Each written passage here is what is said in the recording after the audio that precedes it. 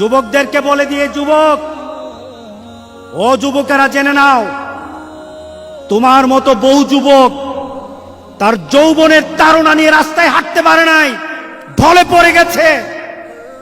সে কখন দুনিয়া থেকে চলে গেছে কেউ টের পায় নাই।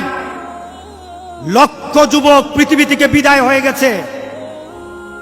যুবক, তুমি মনে করো না তোমার যৌবনের শক্তি দিয়ে অনেক লম্বা সফর বৃদ্ধ বয়স পর্যন্ত তুমি চলে যেতে পারবা, এই আশা করো না। বরঞ্চ আশা করো যৌবন কালটাকে জান্নাতের জন্য ব্যবহার করব। যৌবন কাল দিয়ে জান্নাত খরিদ করব। এই যৌবন কাল দিয়ে আল্লাহর দরবারে একজন নেককার বান্দা হয়ে দাঁড়াবো। যুবক, গান হবে না। গান যদি যাও আমার রাসূল তোমার প্রতি রাগ করবে। নাটকে যদি যাও আমার রাসূল তোমার প্রতি রাগ করবে, আল্লাহ রাগ করবে। চলুন আমরা সবচাইতে বড় একটা জিহাদ করব। রাজি আছি সবাই?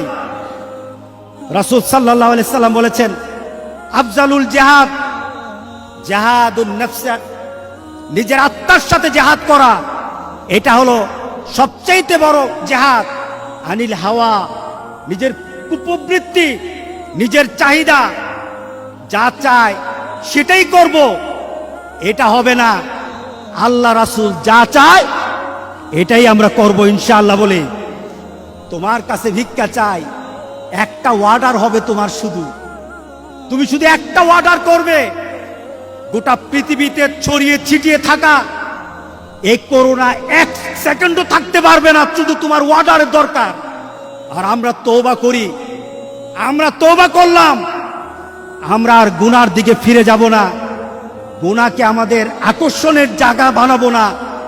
মসজিদ আর ইবাদতের জায়গাগুলি আমরা আমাদের জীবনের আকর্ষণের জায়গা বানিয়ে নেব। সবাই বলেন আল্লাহুম্মা আমিন। আমরা কত গুনাহ করলে আমাদের চেতনা ফিরে আসবে যে গুনাহ করে ফেলেছি? কত গুনাহ করলে? গোটা পৃথিবীর দিকে তাকিয়ে দেখেন, গুনার কারণে আল্লাহ সুবহানাহু ওয়া তাআলা গজব দিয়েছেন। জারাল ফাসাদু ফিল বাররি ওয়াল বাহর বিমা কাসাবাত আইদিন নাস।